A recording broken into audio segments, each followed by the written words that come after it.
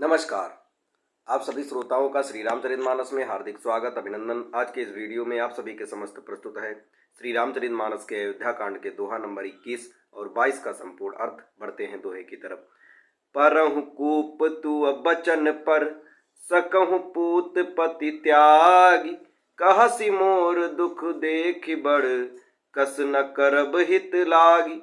कैकेयी ने कहा, मैं तेरे कहने से कुएं में गिर सकती हूँ, पुत्र और पति को भी छोड़ सकती हूँ। जब तू मेरा बड़ा भारी दुख देखकर कुछ कहती है तो भला मैं अपने हित के लिए उसे क्यों न करूंगी।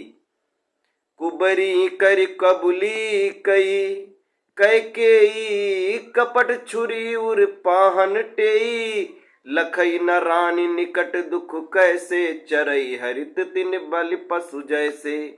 कुबरी ने कैकेयी को सब तरह से कबूल करवाकर अर्थात बलि पशु बनाकर कपट रूप छुरी को अपने कठोर हृदय रूपी पत्थर पर टेया, उसकी धार को खूब तेज किया, पैना किया।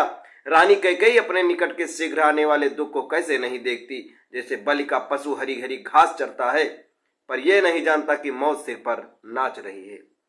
सुनत बात मृदु अंत कठोरी, देती मनहु मधुमाहुर घोरी, कहाई चेरी सुध आई कि नाई, स्वामिनी कहाई कथा मोहि पाई। मंथरा की बातें सुनने में तो कोमल है पर परिणाम में कठोर हैं, मानो वह शहद में घोलकर जहर पिला रही हो। दासी कहती है, हे स्वामिनी, तुमने मुझको एक कथा कही थी, उसकी याद है या नहीं। दुई बरदान भूप सन थाती, मांगहूँ आज जुड़ावहूँ छाती, सुतहि राजु राम ही बनवासु, देहु लेहु सब सवति हुलासु। तुम्हारे दो वरदान आज राजा के पास धरोहर हैं, आज उन्हें राजा से मांगकर अपनी छाती ठंडी करो। पुत्र को राज्य और राम को वनवास दो और सौत का सारा आनंद तुम ले लो। भूपति राम शपथ जब करई, तब मांग्यो जही बचन न टरई, होई अकाजु आजु निज बीते, बचन मोर प्रिय मान्यहु जीते। जब राजा राम की सौगंध खा ले तब वर मांगना जिससे वचन न टलने पावे। आज की रात बीत गई तो काम बिगड़ जाएगा, मेरी बात को हृदय से प्रिय प्राणों से भी प्यारी समझना। अब इसके आगे कैकेयी जी को भवन में जाती हैं।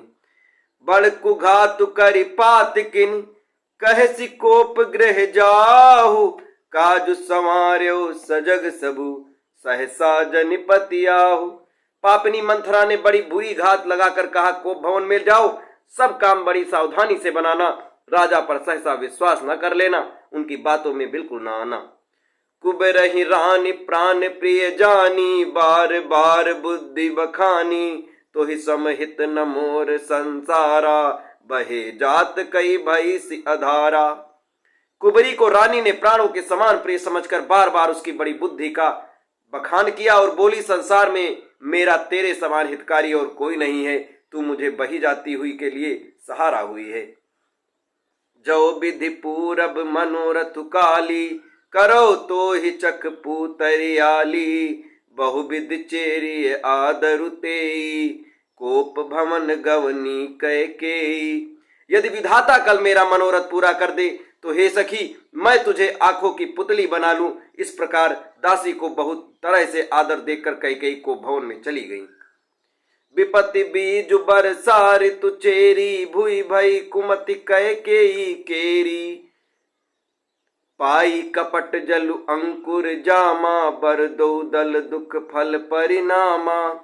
विपत्ति कलह का बीज होता है, दासी वर्षा ऋतु है। कैकेयी की कुबुद्धि उस बीज के बोने के लिए जमीन हो गई है, उसमें कपट रूपी जल पाकर अंकुर फूट निकला है। दोनों वरदान उस अंकुर के दो पत्ते हैं और अंत में इसके दुख रूपी फल भी होगा। कोप समाजु साज सब सोई, राजु करत निज कुमति बिगोई, राउर नगर कोलाहल होई, यह कुचाल कछु जान न कोई। कैकेयी कोप का सब साज सजाकर कोप भवन में जा सोई। राज्य करती हुई वह अपनी दुष्ट बुद्धि से नष्ट हो गई। राजमहल और नगर में धूमधाम मच रही है, इस कुचाल को कोई कुछ नहीं जानता। अब इसके आगे के दोहे और चौपाई आपको अगले वीडियो में बताए जाएंगे, तब तक हमारे साथ बने रहें। धन्यवाद।